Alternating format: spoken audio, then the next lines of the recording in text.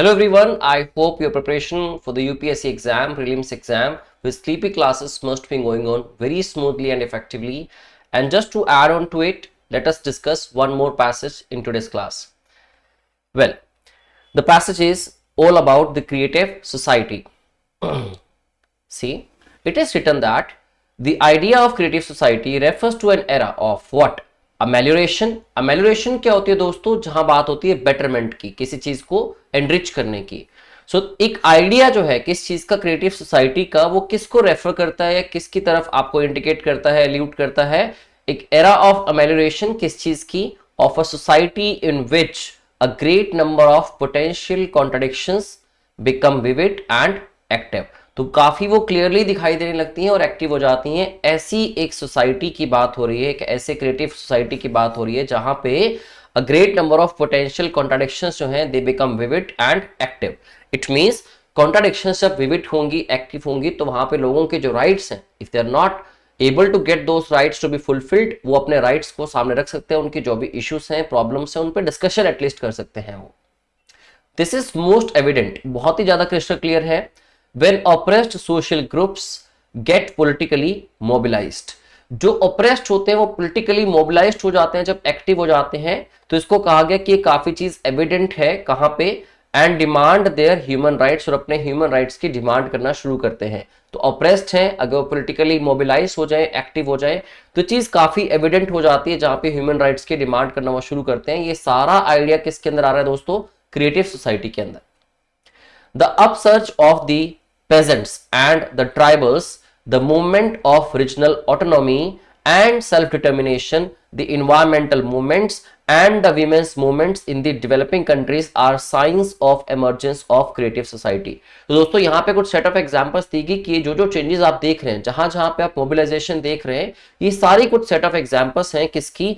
The science of emergence of creative society in contemporary times. Contemporary times means जो existing times है, ठीक है। The forms of social movements and their intensity may vary from country to country। तो जो बात हुई social movements की और उनकी इंटेंसिटी की, कि वो कितनी सीवियर होंगी, कितने ज्यादा मोबिलाइज होंगे लोग, कितने ज्यादा प्रोटेस्ट होंगे, इवन राइट्स होंगे, या फिर लोग उस चीज की डिमांड किस लेवल तक करेंगे, ये चीज थोड़ी सी वेरी कर सकती है country to country and place to place within a country. But the very presence of movements, लेकिन जो ये प्रेजेंस है मूवमेंट्स की, जो चल रहे हैं for social transformation in various spheres of the society, ये किस चीज को इंडिकेट करते हैं? The emergence of a creative society in a country.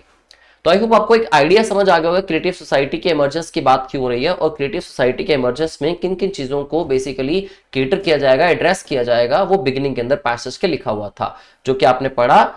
An era of amelioration means betterment of a society। Society की betterment की बात हो रही है जहां पे great number of potential contradictions become vivid and active, and this is most evident when oppressed social groups get politically mobilized and demand what their human rights। okay? दोस्तों इसके ऊपर आपसे एक क्वेश्चन पूछा जाता है। The question is what does the author imply by the creative society। पहली बात तो imply का मतलब क्या होता है? What does the author suggest। देखिए, अगर मान लीजिए वर्ड इंप्लीकेशन आ गया, तो इंप्लीकेशन इंप्लाई से ही बना हुआ वर्ड है, तो इसका मतलब क्या हो जाता है? Suggestion. What is the implication you derive from the passage, या फिर what does the author imply means what does the author suggest. Particularly वो क्रिएटिव सोसाइटी के बारे में क्या आपके पॉइंट जो है ही और she wants to put forth. Now a society where social inequalities are accepted as the norm. अब इसका मतलब हुआ कि सोशल इनइक्वालिटीज को एक नॉर्म की तरह एक्सेप्ट कर लिया जाएगा, तो फिर ये क्रिएटिव सोसाइटी कैसी हुई? और क्रिएटिव सोसाइटी के पैसेज के अंदर क्लियरली लिखा था जहां पे कॉन्ट्राडिक्शंस विविड हो जाती हैं, लोग पॉलिटिकली मोबिलाइज हो जाते हैं, अपने ह्यूमन राइट्स को मांगते हैं, ऑप्रेस्ड ग्रुप्स पॉलिटिकली मोबिलाइज हो जाते हैं। अगर देखो जी एक्सेप्ट ही करना है as a norm social inequalities को, फिर क्रिएटिव सोसाइटी का मतलब भी क्या पैदा हुआ? फिर क्रिएटिव सोसाइटी लेके क्यों आ रहे हो? क्रिएटिव सोसाइटी का नाम से क्लियर है कि आप कुछ मॉडर्नाइजेशन की बात कर रहे हैं, प्लस आप अमेल्योरेशन की बात कर रहे हैं। तो ऑप्शन 1 तो डेफिनेटली इनकरेक्ट हो गया। पैसेज के अंदर क्लियरली लिखा था, उसके अपोजिट स्टेटमेंट यहां पे गिवन है।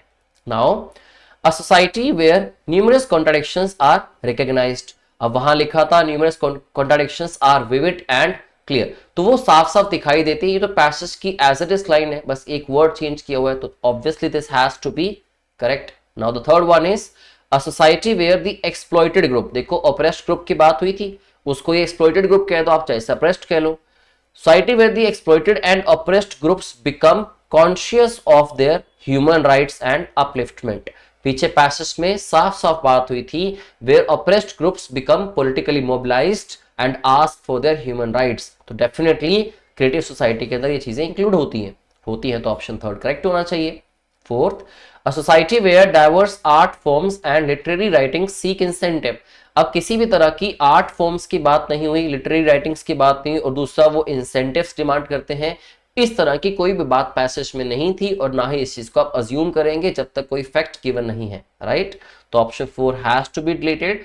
तो अकॉर्डिंगली अगर देखा जाए तो 1 to 3 गलत हो जाएगा क्योंकि 1 वॉज रॉन्ग, 2 and 3 आपका करेक्ट आंसर आ जाता है, 4 गलत था इसलिए 3 and 4 निकल गया, ओनली 2 नहीं हो सकता, तो option 2 and 3 which means option B has to be the right answer. Okay, I hope आपको समझ आया। इस तरह के रीडिंग कॉम्प्रिहेंशन आप कंटिन्यूअसली हर वीक देखते हैं यूट्यूब के ऊपर, ठीक है, और बाकी के सब्जेक्ट्स की वीडियोस पे आपको डेफिनेटली मिल रही हैं, चाहे वो सी सेट हो, चाहे वो आपके यूपीएससी प्रीलिम्स के एग्जाम के लिए जो भी जितने भी एफर्ट है, you are already getting all of those videos from the expert trainers. So चलिए अगली वीडियो के अंदर आपसे मुलाकात होगी, and before that I wish you good luck for your prelims exam. Thank you very much, have a good day.